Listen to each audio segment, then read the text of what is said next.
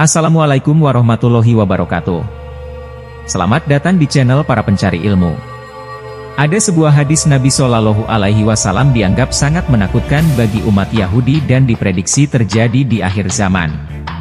Ketakutan yang mereka alami terhadap hadis ini seharusnya membuka pemahaman mereka terhadap kebenaran yang disampaikan oleh Nabi Muhammad Shallallahu Alaihi Wasallam. Namun, sebagian besar dari mereka menolak untuk mempercayainya. Bahkan, kelompok Zionis Israel yang mayoritas beragama Yudaisme, Yahudi, tampaknya menyembunyikan fakta dan menyimpan permusuhan terhadap umat Islam. Kekejaman yang terjadi di Gaza Palestina saat ini menjadi bukti dari perilaku mereka sangat kejam dan tidak manusiawi. Hadis yang ditakuti oleh kaum Yahudi ini dianggap sebagai salah satu mukjizat dari Rasulullah Shallallahu Alaihi Wasallam, mengingat banyak ramalan gaib yang terbukti benar pada masa beliau, hampir 14 abad yang lalu. Prediksi dari hadis ini juga menegaskan bahwa apa yang belum terjadi pasti akan terjadi, karena pesan yang disampaikan adalah kebenaran, yaitu wahyu dari Tuhan. Dalam sebuah jurnal kajian keislaman berjudul, Hadits yang Menakutkan Yahudi, oleh Utang Ranuwijaya, Yayan Sultan Maulana Hasanuddin Banten, 2016, diungkapkan bahwa konflik antara umat muslim dengan orang-orang kafir akan berlanjut hingga mendekati kiamat. Dalam hadis itu, terdapat prediksi tentang puncak kemenangan umat Islam, di mana mereka akan berperang melawan dan mengalahkan kaum Yahudi menjelang hari kiamat. Waktunya diprediksi saat munculnya Dajjal dan kedatangan Nabi Isa, alaihissalam, Isa bin Maryam. Rasulullah Shallallahu Alaihi Wasallam telah menyampaikan dalam kenabiannya bahwa, pada akhir zaman pasukan Yahudi akan di bawah komando Dajjal. Dan umat muslim, bersama Nabi Isa, alaihissalam yang mampu mengalahkan Dajjal di kota Lut atau Lot, Palestina, Syam, yang sekarang menjadi bagian dari Israel.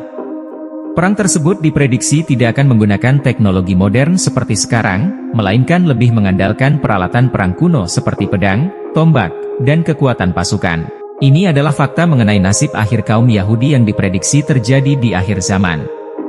Hadis ini menjadi kabar yang paling ditakuti oleh seluruh komunitas Yahudi di seluruh dunia.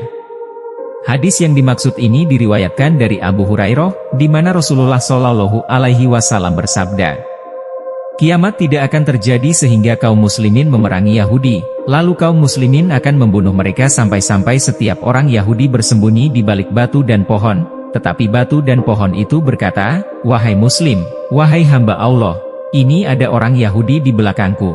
Kemarilah dan bunuhlah dia.' Kecuali pohon garkat karena ia adalah pohon Yahudi." Hadis riwayat Al-Bukhari, Muslim. Israel sangat aktif dalam penanaman pohon garkat. Garkat merujuk pada dua tanaman berduri yang biasanya hidup di padang pasir. Dikenal juga sebagai ausaj dalam bahasa Arab, atau secara ilmiah disebut sebagai Lycium shawi. Tanaman ini juga dikenal sebagai boxthorn. Menurut The Hebrew University of Jerusalem, dikenal juga sebagai Lycium arabicum bois atau Arabian boxthorn. Ini adalah semak belukar yang biasanya tumbuh hingga 1 hingga 4 meter. Perdana Menteri Israel, Benyamin Netanyahu, beberapa kali melakukan penanaman pohon garkat, yang menjadi sorotan media pada penanaman Februari 1999 dan penanaman di beberapa permukiman di wilayah pendudukan Israel yang didukung oleh Jewish National Fund, JNF. Mengapa preferensi Israel pada penanaman boxthorn, garkat? Apakah ada alasan khusus?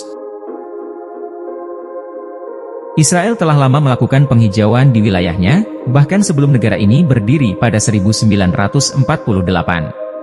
Salah satu pihak yang terlibat dalam upaya ini adalah Jewish National Fund, JNF.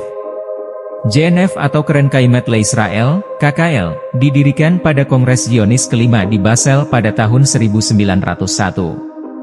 Mereka secara aktif membeli tanah di wilayah Palestina saat masih di bawah kekuasaan Kesultanan Utsmani. Sebagai contoh, pada tahun 1935, JNF mengklaim telah menanam 1,7 juta pohon di area seluas 7 km persegi di tanah Palestina. Hadis yang disebutkan sebelumnya diperkuat oleh riwayat dari Abdullah bin Umar radhiyallahu anhuma yang artinya, "Kaum Yahudi nanti akan memerangi kalian. Akan tetapi kalian diberi kekuatan menguasai atau mengalahkan mereka." Kemudian sampai batu pun berkata, "Wahai muslim, ada orang Yahudi di belakangku, bunuhlah dia." Hadis riwayat Muslim, At-Tirmidzi, Ahmad. Benda mati berbicara. Dalam hadis tersebut dikemukakan bahwa suatu saat nanti, dengan seizin Allah, benda mati seperti batu dan pohon akan mampu berbicara. Dalam hadis Abu Umamah radhiyallahu anhu terdapat kalimat, maka tidak ada satupun ciptaan Allah yang dijadikan tempat persembunyian Yahudi, melainkan Allah jadikan ia berbicara, baik batu, pohon, tembok, maupun hewan, kecuali pohon karkat.